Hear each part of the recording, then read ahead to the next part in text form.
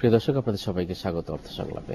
আপনাদের প্রিয় অনুষ্ঠান বাংলাদেশের অর্থনীতির এগিয়ে যাওয়া, সংকট, সম্ভাবনা সবকিছু নিয়ে আমরা আলোচনা করি। আর আপনি নিশ্চয়ই খেয়াল করেছেন যে প্রতিদিন একটা বিষয়ের গভীরে যেতে চাই। কোন সেক্টর সংশ্লিষ্ট সাম্প্রতিক বিজনেস কেমন চলছে তা জানতে আমাদের সাথে থাকেন একজন বিশিষ্টজন, যিনি আমাদেরকে নিয়ে যান সেই গভীরতায়। আমাদের সাথে আছেন আজ লিয়াকত আলী ভুইয়া মিলন। তিনি প্রথম সহসভাপতি REHAB real estate association and housing association of Bangladesh. আবাসন খাত কেমন আছে, কোথায় যাচ্ছে তার কাছে জানতে চাই। জনাব মিলন, আমরা যেটা বললাম যে আবাসন খাতটাকে ভিতরে যেতে চাই আমরা, what is the state of business now? আমি যদি বলি যে গত 3 মাস কেমন গেল compare to the previous, compare to the last year? ধন্যবাদ আপনাকে এবং ৭১-এর দর্শকদেরকে। দেখেন, আবাসন খাতটা কিন্তু অ্যাকচুয়ালি একটা বলা যেতে পারে জাতীয় অর্থনীতির একটা মেরুদণ্ড। কিন্তু এই খাতের সাথে আপনি জানেন অনেকগুলা খাত জড়িত। শিল্পের খাতে সবচেয়ে বেশি সুখের খবর হলো যে এই খাতটা কিন্তু বেশ কিছুদিন আগে শিল্প হিসাবে ডিক্লেয়ার করা হয়েছে। এটা কিন্তু অনেকেই জানে না। তো এই খাতের এখন যে অবস্থা, প্রথমে আমি অবস্থাটা আপনাকে বলতে চাই। আপনি জানেন যে এক সময় আমাদের রাজনৈতিক অস্থিরতা বিভিন্ন কারণে কিন্তু সবচেয়ে বেশি মারাত্মক ক্ষতি হয়েছিল এই খাতটা। এবং এই খাতটা কিন্তু সাধারণত নিয়ম অনুযায়ী যে এই খাতটা কিন্তু আবার ফিরে আসতে কিন্তু আবার একটু সময় লাগে এবং অন্য খাতের মতন না, কিন্তু যে চট করে এটা আবার ব্যাক করে। তারপরও কিন্তু তুলনামূলকভাবে আগের তুলনায় কিন্তু খাতটা এগিয়ে যাচ্ছে। এবং এই খাতটা আমরা প্রতি বছর শীত মৌসুমে আমরা একটা মেলা করি। মেলার পরে কিন্তু আমরা একটা ডিক্লারেশন দিই, যেটা গত মেলাতে আমরা একটা ডিক্লারেশন দিয়েছিলাম যে এই খাতটা কিন্তু বেশ উপর দিকে যাচ্ছিল। এবং মেলার পরপরই কিন্তু আপনারা জানেন যে দেশে একটা রাজনৈতিক পরিস্থিতি খারাপ হয়ে গেল। ওইসব কারণে কিন্তু খাতটা কিন্তু আবার কিছুটা হলেও কিন্তু মন্থরগতি হয়েছে। এখন কিন্তু এই খাতটা কিন্তু একটু ক্রমশই এগিয়ে আসতেছে। বিশেষ করে আমি বাংলাদেশ ব্যাংককে ধন্যবাদ দেব যে কয়েক মাস আগে বাংলাদেশ ব্যাংক একটা সার্কুলার দিয়েছে বিভিন্ন ব্যাংকে যে আমাদের এই খাতে টাকার অঙ্কটা বাড়িয়ে দিতে, যেটা আমাদেরকে ঠিক না, আমাদের গ্রাহকদের যারা আর কি ফ্ল্যাট ক্রয় করবে আর কি, তাদের ফান্ড ফর বাইং অ্যাপার্টমেন্টস। কিন্তু এখানে একটা প্রশ্ন আছে, আপনি বলবেন যে তাহলে কেন ফ্ল্যাটগুলা বিক্রি হচ্ছে না বা ক্রয় করতেছে না? এখানেও একটা কিন্তু একটা শুভঙ্করের ফাঁকির মতন অবস্থা হয়েছে। এরকম ফাঁকি আমি বলবো যে ব্যাংকগুলা কিন্তু এই খাতে, বিশেষ করে সরকারি ব্যাংকগুলা এই খাতে কিন্তু টাকা দিতে নিরস্বত বোধ করে। এখন প্রশ্ন করবেন যে কেনটা হচ্ছে এই জন্য যে আপনি বা আমাদের যারা গ্রাহক আছে, যদি আপনি নিজেও যদি ব্যাংকে যান, একবার দুবার তিনবারে বেশি যাবেন না। ব্যাংক কতগুলো কাগজ আপনাকে ধরাই দেবে, যে কাগজগুলো আপনি ফুলফিল করতেই আপনার অনেক সময় লেগে যাবে। ব্যাংক উৎসাহ বোধ করে 100 কোটি, 200 কোটি, 500 কোটি টাকা লোন দিতে। যে কেন ব্যাংকের কিন্তু 1 কোটি টাকা লোন দিতে যে সময় লাগে, 100 কোটি টাকা লোন দিতেও কিন্তু সেই সময় লাগে। আমি পরিষ্কার কথা বলতে চাই, হলমার্ক টাইপের লোন দিতে উৎসাহ বোধ করে। এবং এই ধরনের লোন যখন দিতে উৎসাহ বোধ করে, আমি বলি যে এই খাতে কিন্তু ঋণের কোনো ঝুঁকি নাই। কেন নাই? আপনি মনে করেন একটা ফ্ল্যাটের দাম যদি 1 কোটি টাকা হয়, ব্যাংকের নিয়ম কি, নর্মস কি? ব্যাংক 50 লক্ষ টাকা দেবে। তার মানে ব্যাংক 100% সিকিউরিটি। তার টাকা ফেল করার সাথে সে ফ্ল্যাট বিক্রি করে তার টাকা নিয়ে যাবে। তো এখানে তো ব্যাংকের টাকা দেওয়ার কোন রকম অসুবিধা নাই। তারপরও আপনি বলবেন যে কেন দেয় না? কেন দেয় না? একটাই কারণ যে 1 কোটি বা 1 কোটি 20 লাখ টাকা, এখন 1 কোটি 20 লাখ টাকা করেছে লোনটা। এই টাকার জন্য ব্যাংক বিভিন্ন কাগজপত্র বা আমাদের যারা ধরেন একটা গ্রাহক, মফস্বলের গ্রাহক তো প্রশ্নই ওঠে না, ঢাকার যারা গ্রাহক তারা কয়েকবার ব্যাংকে যে তারপর কিন্তু তারা নিঃস্বত বোধ করে, ফলে এই টাকাটা কিন্তু ডিসবার্সমেন্ট হচ্ছে না। মানে একটা ফাইন্যান্সিয়াল ক্রাইসিস বা ফাইন্যান্সিয়াল ডিসবার্সমেন্ট ক্রাইসিস ফেস করতেছেন আপনারা। হ্যাঁ, এটা করতেছে। এই জন্য আপনি দেখেন, আরেকটা জিনিস দেখেন, অন্যান্য দেশে দেখেন, আপনি জাপান যান, আপনি আমেরিকা যান, যদি আপনার আমেরিকায় কোনো বন্ধু বান্ধব থাকে, আপনি দেখবেন কি চট করে তারা কিন্তু একটা গাড়ি বা বাড়ি ক্রয় করে। ইজি, তাদের 40 বছরের টার্মে একটা লোন দিবে, 3 থেকে 4% আপনার ঋণ, তো ইজি তারা একটা বাড়ি কিনতেছে। আমরা এখানে বসে শুনতেছি যে আমার অমুক ভাই একটা বাড়ি ক্রয় করে ফেলছে, এবং তার জন্য ইজি। তা আমাদের দেশে কিন্তু এই সিস্টেমটা আছে, এবং 2009 সালে কিন্তু এটার জন্য একটা বরাদ্দও ছিল এই খাতের জন্য। তা আমি মনে করি এই খাতের মানে আগায় নেওয়ার জন্য ব্যাংকগুলো আসা উচিত। এই জন্য আমি বলবো, কারণ এই খাতের সাথে কিন্তু ব্যাংকেরই কিন্তু অনেক ইনভলভমেন্ট আছে। কিভাবে আছে ইনভলভমেন্ট? আপনি বলেন প্রজেক্ট ফাইন্যান্স না, মনে করেন রড, সিমেন্ট, এইরকম 200 ইন্ডাস্ট্রি, ব্যাকওয়ার্ড লিঙ্কেজের ইন্ডাস্ট্রিগুলোতে কিন্তু ব্যাংক ইনভলভ। ব্যাংক যদি ইনভলভ থাকে, ব্যাংকের লোন তো সেখান থেকে বের করে নিয়ে আসতে হবে। তারা কি হয়, ইট, বালি, সিমেন্ট, রড, রং, এগুলো যদি বিক্রি না করতে পারে তার টাকা ফেরত আসবে না। তো ব্যাংক তো এইসব খাতেও কিন্তু ঋণ দেয়, তো এই ঋণগুলো তো তার মানে ব্যাক করার জন্য দ্রোহ হয়ে যাবে। আমি মনে করি যে এই খাতটার সাথে যারা জড়িত, আপনি দেখেন ভারতে এই খাতে 32 লক্ষ শ্রমিক জড়িত, আমাদের দেশে 35 লক্ষ শ্রমিক জড়িত। তা আমাদের যে 35 লক্ষ শ্রমিক জড়িত, আপনি জানেন আমরা আমাদের এই খাতে কিন্তু আমাদের শ্রমিকদের কোনো নাই, আপনার কোন রকম ঝামেলা নাই। আপনি প্রত্যেক ঈদের আপনি কোনোদিন শুনবেন না যে এই খাতের শ্রমিকরা কোন আন্দোলন করছে বা অনেক জায়গায় ঘেরাও করছে, এরকমও কিন্তু নয়। শ্রমিকরা কিন্তু টাকা পয়সা ঠিক মতন পাচ্ছে। কেন, মানে শ্রমিকের ক্রাইসিস আছে আপনাদের? আমাদের শ্রমিকদের ক্রাইসিস না, আমি বলতে যাচ্ছি যে এই অন্যান্য খাতে কিন্তু শ্রমিক অসন্তুষ্ট থাকে, কিন্তু আমাদের খাতে কিন্তু শ্রমিকের কোনো অসন্তুষ্ট কেন নাই? আমরা টাকা পয়সা ঠিক মতন দিচ্ছি, সেই জন্য সোজা কথা এটা যে আমরা তাদেরকে টাকা পয়সা ঠিক মতন দিচ্ছি দেখেই মানে তাদের ঘাম শুকাবার আগে তাদের আমরা টাকা দিয়ে দিচ্ছি। তো আমাদের খাতে আমরা এটা গর্ব করে বলতে পারি যে আমাদের খাতে শ্রমিক অসন্তুষ্ট নাই। একটা বিষয় রিসেন্টলি শোনা গিয়েছে যে খেলাপি ঋণ বেড়ে গেছে আপনাদের সেক্টরের উদ্যোক্তাদের, উল্লেখযোগ্য প্রায় 13,500 কোটি টাকা ঋণ ছিল গত বছরের হিসাবেই, এবং সেটা এবার আরো বেড়েছে। এটা আপনি যেটা শুনছেন সেটা কিন্তু হারটা আমি বলি, আমরা এটার উপর আমরা কিন্তু কাজ করেছি। আপনি দেখেন আমরা কিন্তু এই পর্যন্ত কোন সময় স্টেটমেন্ট দেই নাই। অন্যান্য খাতে কিন্তু রুগ্ন শিল্প প্রচুর আছে। আপনি মনে করেন টেক্সটাইল খাতে 1516টা রুগ্ন শিল্প ছিল তাদের খাতে, সেই খাতগুলা কিন্তু সরকার মাফ করে দিছে, হাজার হাজার কোটি টাকা মাফ করে দিছে। গার্মেন্টস ছিল, বিভিন্ন খাতে কিন্তু ছিল। একমাত্র আমাদের খাত থেকে কিন্তু আমরা এখনো সরকারের কাছে অ্যাপিল করি নাই যে আমাদের এই কোম্পানিগুলো রুগ্ন হয়ে গেছে, আমাদেরকে মাফ করে দেওয়া হোক। আমরা কিন্তু কেন করে নাই? এই খাতে কিন্তু কোন রুগ্ন শিল্প নাই। খেলাপি যেটা বলেন, খেলাপি ঋণ হলে কিন্তু এখানে কিন্তু অনেকগুলো নিয়ম কানুন আছে। মানে আপনার স্টেজের কথা বলছেন, আপনারা এই বিষয়টা বিস্তারিত শুনবো, কারণ আমরা বিরতির পর আপনার কাছে ফিরছি। প্রিয় দর্শক, আমরা আছি লিয়াকত আলী ভূঁইয়া মিলনের সাথে। তিনি প্রথম সহসভাপতি রিহাব, বাংলাদেশের সবচেয়ে বড় সংগঠন আবাসন খাতের। তার কাছে এই খাত নিয়ে আরো শুনবো একটি বিরতির পর।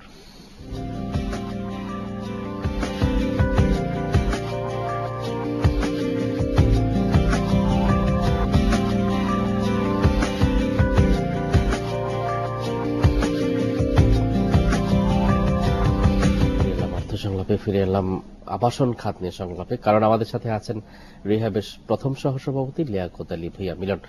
মিলন, আপনি যেটা বলছেন যে খেলাপির যুক্তিটা আপনি দিতে যাচ্ছেন, একটু ক্লিয়ার করে দেই যে আপনি প্রশ্ন করেছিলেন। এখন খেলাপি কিন্তু খেলাপি হতে পারে, আপনাদের শুধু আমাদের সেক্টর না, যে কোনো লোক খেলাপি হতে পারে। খেলাপির আবার কিন্তু সিস্টেম আছে, আবার ওটা আপনি কিন্তু আবার কিছু টাকা পয়সা দিয়ে আবার কিন্তু এটা রেগুলার করে, রিশিডিউল বলেন, রেগুলার বলেন, করে নেওয়া যায়। সেটা কিন্তু এটা একটা, আমি মনে করি একটা পার্ট, যে কোনো ব্যবসার কিন্তু একটা পার্ট যে খেলাপি হওয়া। তা আমি খেলাপি হওয়াটাকে কিন্তু খুব একটা খারাপ চোখে দেখি না। আমি দেখি যদি কোনো শিল্প রুগ্ন হয়ে যায়, যে টাকা একদমই ফেরত দিতে পারবে না, সেটা হলে কিন্তু সেটা কিন্তু মারাত্মক ক্ষতির ব্যাপার। শুধু আমাদের শিল্প না, দেশের জন্য খারাপ, মানে দেশের অর্থনীতির উপরও কিন্তু একটা বিরাট প্রভাব পড়ে যদি একটা শিল্প রুগ্ন হয়ে যায়। তার মানে কি, শিল্পটা একদম ডিফল্টার, সেই শিল্প থেকে আপনার টাকা ব্যাক করবে না। তা আমি মনে করি যে আমাদের খাতে এই ধরনের নাই। এই জন্য যে আমি আগেও বলছি, এখনো বলি, ব্যাংক কিন্তু এই খাতে কিন্তু ঝুঁকি একদমই নাই, 0%। ব্যাংকের যে মর্টগেজটা থাকে, ব্যাংক যদি মর্টগেজ ঠিক মতো নিয়ে থাকে, সে কিন্তু তার টাকা পাওয়ার জন্য কোনো অসুবিধাই নাই। তাহলে আপনি বলতে চাচ্ছেন যে পশ্চিমে যে ব্যবস্থাটা হয়েছে, ইউরোপে আমেরিকা আমি দেখেছি, দেউলিয়া হয়ে যাওয়া, বাড়ির দাম কমে গিয়ে মর্টগেজ যারা করেছে তারা দেউলিয়া হয়ে গেছে, এই ধরনের পরিস্থিতি সম্ভাবনা আপনি দেখছেন না? দেখছেন কেন না? কেন আমি প্রথমে বললাম যে এই ধরনের, এখানে আমাদের দেশের যে ব্যাংকগুলো মর্টগেজ নিয়ে থাকে তারা খুব সিকিউর।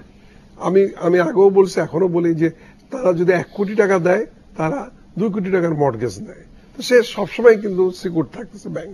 সেক্ষেত্রে ব্যাংক এখানে দেউলিয়া হওয়া যাওয়ার কোন সম্ভাবনা। আমরা যেরকম পোশাক খাতে বা রিসেন্টলি অনেক ইন্ডাস্ট্রি দেখতে পাচ্ছি যে হয়তো 1,000 কোটি টাকা লোন মেরে দিয়ে লোন আত্মসাৎ করা হয়েছে বা এটা সরিয়ে ফেলা হয়েছে, কিন্তু সম্পদ আছে হয়তো 100 কোটি টাকার। সেটা আমি ঠিক ওই নিয়ে আমি আলোচনা করতে চাই না।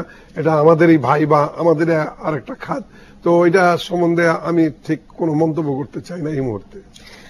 আপনারা এই যে এই পরিস্থিতিতে নিউ কোম্পানি গ্রোথ আছে, নতুনদেরকে আসতে দেখছেন নাকি সেটা থেমে না, নতুন তো অনেক আসছে। আমাদের রিহাব যখন স্টার্ট হয় তখন 11টি কোম্পানি স্টার্ট করেছিল। এখন রিহাবের মেম্বার অলমোস্ট 1200। কিন্তু এটা বোধহয় একটা সময় অনেক বেড়েছিল। না, আমি বলি 1200। এখন রিহাব ছাড়া মেম্বার কিন্তু 3500। তার মানে 3500 মেম্বার কিন্তু আপনার রিহাব ছাড়া 3 টাইমস আপনার যা মেম্বার আছে তার চেয়ে 2 গুণ আরো বেশি। এখন তাদের বোঝা যাচ্ছে যে এই খাতে কিন্তু ক্রমশই লোক আসছে, এবং আমাদের যে আমরা মেম্বারশিপ দেই, আমরা কিন্তু মেম্বারশিপ অ্যাপ্লাই করলে কিন্তু চট করে কেউ মেম্বারশিপ পায় না। এখানে মেম্বারশিপ পেতে 1 থেকে 4-5 মাস লাগে, তারপরও সে পাবে কিনা না পাবে 4 মাস পর বুঝতে পারবে। তো এইটা আমরা অনেক বাছাই করে আমরা মেম্বারশিপ দিয়ে থাকি। তারপরে দেখা যাচ্ছে প্রত্যেক মাসেই মেম্বারশিপের চাপ কিন্তু আমাদের আসছে মেম্বার হওয়ার জন্য। হ্যাঁ, মেম্বার হওয়ার জন্য। তো ফলে হয় কি, দেখেন, এটা আপনার প্রশ্নের উত্তর হচ্ছে যে ক্রমশই কিন্তু এই খাতে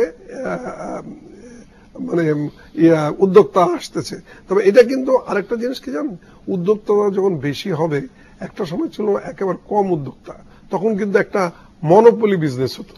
এখন আমাদের বিশেষ করে আমাদের ডেভেলপার ভাইদের যারা উদ্যোক্তা, তাদের উদ্দেশ্যে আমি বলবো যে আগের মতন চিন্তা করলে কিন্তু হবে না। এবং আপনারাও যদি চিন্তা করেন যে অনেক লাভ, কিন্তু তা না, লাভের পরিমাণ কম, বা লাভ হয় ধীরে ধীরে। মার্জিন কমে আসছে। হ্যাঁ, মার্জিন কমে আসছে, মার্জিন আরো হয়তো কমবে, আরো কমবে, বিকজ ডেভেলপার ক্রমশই বাড়ছে। আপনার কি মনে হয় যে প্রাইস কমবে? আরো প্রাইস কমার কোন সম্ভাবনা নাই। এটা না, এটা কিন্তু আমি বারবার বলি, এখনো বলি, আপনারা অনেক সময় প্রশ্নটা করেন, এটা খুব মানে কমন প্রশ্ন, কেন প্রাইস কমবে না? আমি বলি, 1 নম্বর হচ্ছে এটা কোনো পচনশীল দ্রব্য না।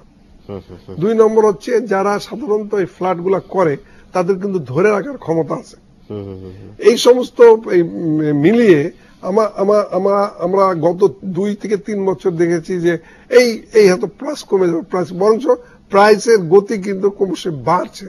কোন সময় আবার টার্ন নিচ্ছে না, ওরকম বাড়ছে না, কারেকশন, হ্যাঁ, সামান্য বাড়ছে।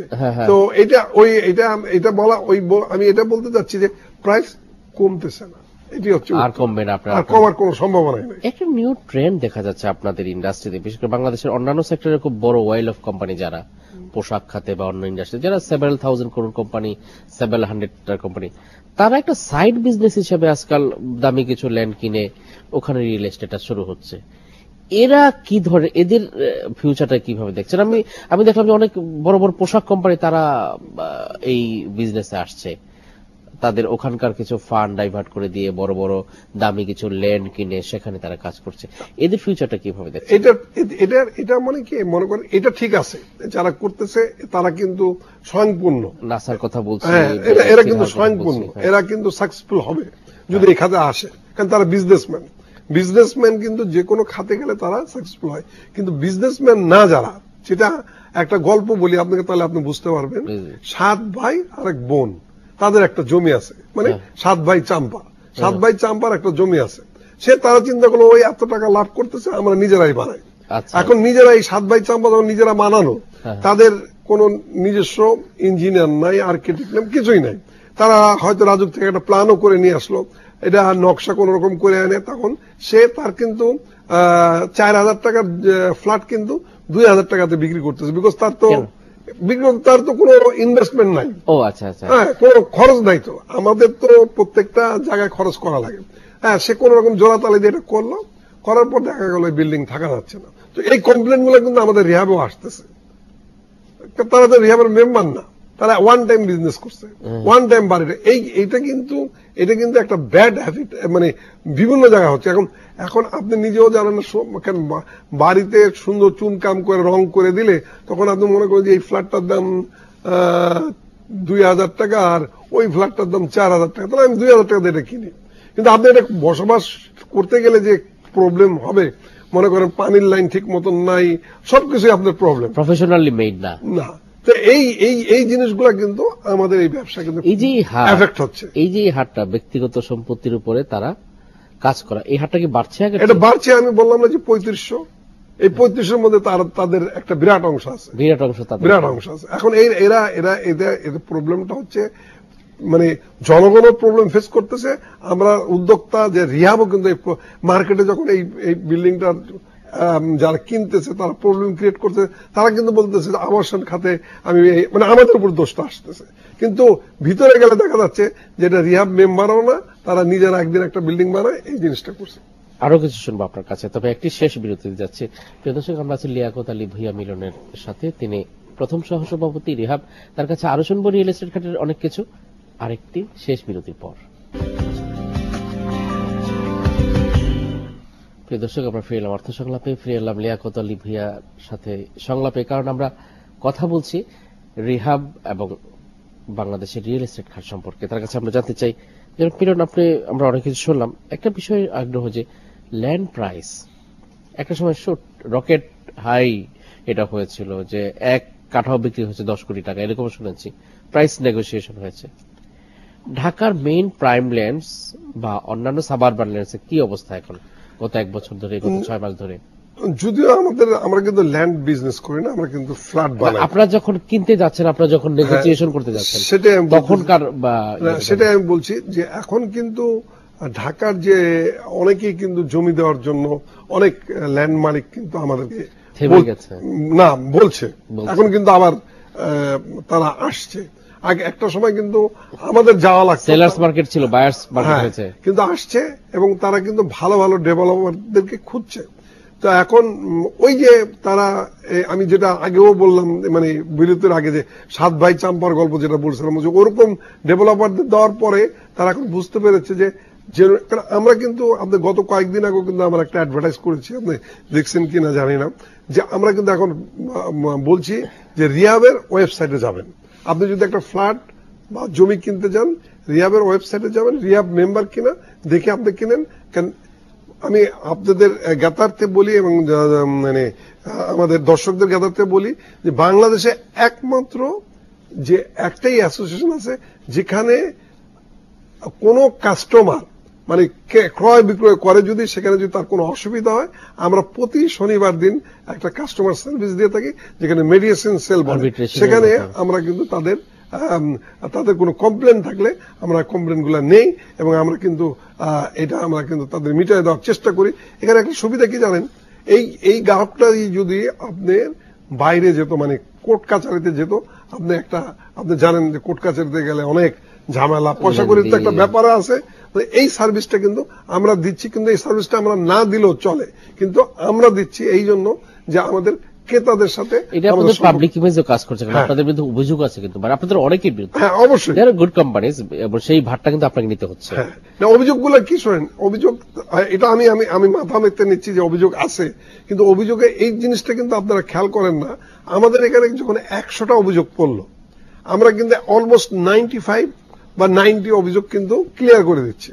এই 95টা লোক কিন্তু আপনার কাছে আর আসবে না, সে যে স্যাটিসফাই হয়ে গেল তার কিন্তু আর কোনো টাইম নাই আপনাদের কাছে। সমস্যা হলে আসে, সমস্যা যখন হচ্ছে, আমরা যে 5টা করতে পারছি না, ওই 5টা বা 10টা আপনার কাছে আসছে, আপনার কাছে মনে হচ্ছে বিরাট।